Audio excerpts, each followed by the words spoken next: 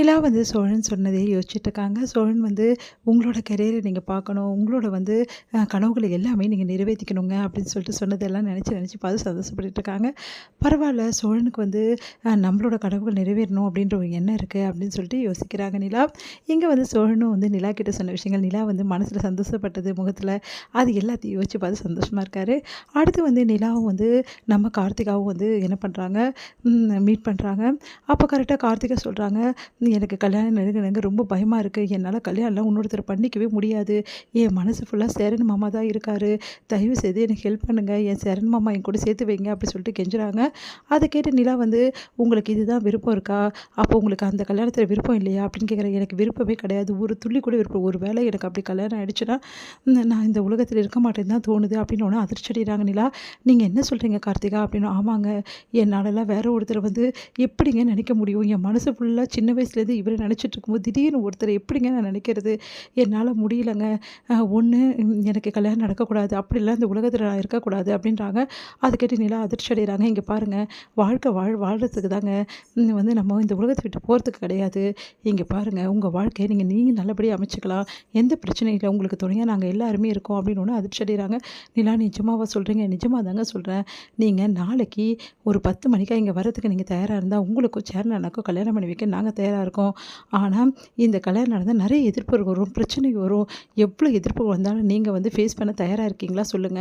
உங்களுக்கு அண்ணா தான் வேணும்னு சொல்லிட்டு நீங்க நெனச்சீங்கன்னா, கண்டிப்பா வந்து இதெல்லாம் வந்து நீங்க ஃபேஸ் பண்ணி தான் ஆவணுங்க. இதான் வந்து நான் சொல்றது அப்டின்னோனே, சரிங்க நான் கண்டிப்பா வரேன். எனக்கு மாமா வேணும். அதுக்காக என்ன தடைகள் இருந்தாலும் நான் உதறிட்டு வர தயாரா இருக்கேன். மாமா இதுக்கு ஒத்துப்பாரா?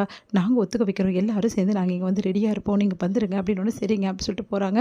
இங்க வந்து இந்த விஷயத்த எல்லார்கிட்டயும் எப்படி சொல்றது? அப்டின்னு சொல்லிட்டு நேரா யோசிச்சுட்டே இருக்காங்க. வேற வழியே கிடையாது. எல்லார்கிட்டயும் சொல்றோமோ இல்லையோ, முதல்ல சோழன் கிட்ட சொல்லுவோம் அப்படின்னு சொல்லிட்டு சோழன் கிட்ட வந்து இந்த விஷயத்த சொல்றாங்க. அதிர்ச்சியடைகிற சோழன், நீங்க என்னங்க சொல்றீங்க அப்படின்னோனே, ஏங்க வேற வழியே இல்லைங்க. அண்ணனுக்கும் வந்து கார்த்திகாவுக்கும் கல்யாணம் பண்ண இதுதாங்க ஒரே வழி. ஏங்க இது பெரிய ரிஸ்க்குங்க. ஏங்க நம்ம கூட தான் ரிஸ்க்கா கல்யாணம் பண்ணிக்கிட்டோம். அதுக்காக இது ரிஸ்க்ன்னு எப்படி சொல்லுவீங்க? நம்மள அது 2 பேரும் விரும்பல. ஆனா அவங்க 2 பேரும் விரும்புறாங்க. அதெல்லாம் சரிப்பட்டு வருங்க. ஏங்க இது பெரிய பிரச்சனையில முடியுங்க. அவங்கள பத்தி உங்களுக்கு தெரியாதுங்க.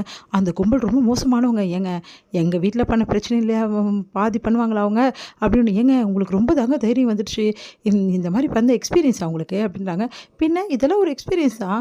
இங்க பாருங்க, எனக்கு தெரியாதுங்க. அண்ணனுக்கும் கார்த்திகாவுக்கும் கல்யாணம் பண்ணி வைக்கிறதா கார்த்திகா கிட்ட நான் வாக்கு குடுத்துட்டேங்க. அந்த வாக்க நீங்க தான் காப்பாத்தணும். அப்படி காப்பாத்துனீங்கன்னா, இதுவரைக்கும் நீங்க சொன்ன பொய் எல்லாத்தையும் நான் மன்னிச்சுடுறேன். அப்படி இல்லன்னா அப்புறம் உங்க இஷ்டம் அப்படின்றாங்க. என்னங்க நீங்க இப்படிலாம் சொல்லிட்டு இருக்கீங்க? சரிங்க தம்பிங்கலாம் எப்படி ஒத்துப்பாங்க? அண்ணன் எப்படி ஒத்துக்கும்? அப்படின்னோனே, அதெல்லாம் எனக்கு தெரியாதுங்க. நீங்க தாங்க எல்லாரையும் ஒத்துக்க வைக்கணும். நீங்க சொல்லிட்டு கூட்டின்னு வருவீங்களோ, இல்ல சொல்லாம கூட்டின்னு வருவீங்களோ, அது உங்க இஷ்டம். ஆனா நாளைக்கு காலையில 10 மணிக்கு நம்ம அங்க இருக்கணும். அதுக்கு முன்னாடியே இருக்கணுங்க. ஏன்னா நெறைய ஏற்பாடுலாம் பண்ண வேண்டியது இருக்கு. நீங்க தான் எல்லாம் ஏற்பாடு பண்ணணும். என்னங்க நீங்க கடைசியில எல்லாத்தையும் என்கிட்ட மாட்டி விடுறீங்க அப்படின்னோனே, ஆமா நீ உங்ககிட்ட தான் மாட்டி விடுவேன். உங்க அண்ணன் இல்லையா? நீங்க பண்ண மாட்டீங்களான்னோனே, என்னங்க நீங்க? சரிங்க இந்த விஷயம் எல்லாம் நான் பண்றேன். அத மறந்துட மாட்டேன். என்ன?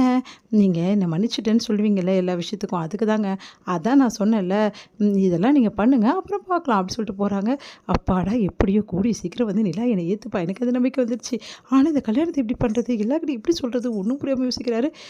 எல்லாரையும் கூப்பிட்டு வந்து படுக்கும்போது சொல்றாரு, இந்த மாதிரி தூங்கும்போது, இங்க பாருங்க எல்லாரும் காலையில வந்து நம்ம கோயிலுக்கு போறோம். என்னது எல்லாரும் கோயிலுக்கு போறோமா? ஏன்டா? அப்படின்னோனே, இல்ல இல்ல என்கிட்ட நிலா ஒரு விஷயம் சொன்னா. என்ன விஷயம்? அப்படின்னோன, ஐய்யய்யோ! சொன்னா பெரிய பிரச்சனை ஆயிடும் அப்படின்னு சொல்லிட்டு ஒண்ணா குடும்பத்தோட சாமி கும்பிடணுமா? நாளைக்கு ரொம்ப விசேஷ நாளா. அதனால நிலா வந்து ஆசைப்படுறான்னோனே, சரி அந்த பொண்ணு ஆசைப்படி நிறைவேத்திருவோம்டா அப்படின்றாரு. நம்ம செய்றோன்னு ஒண்ணும் தெரியாம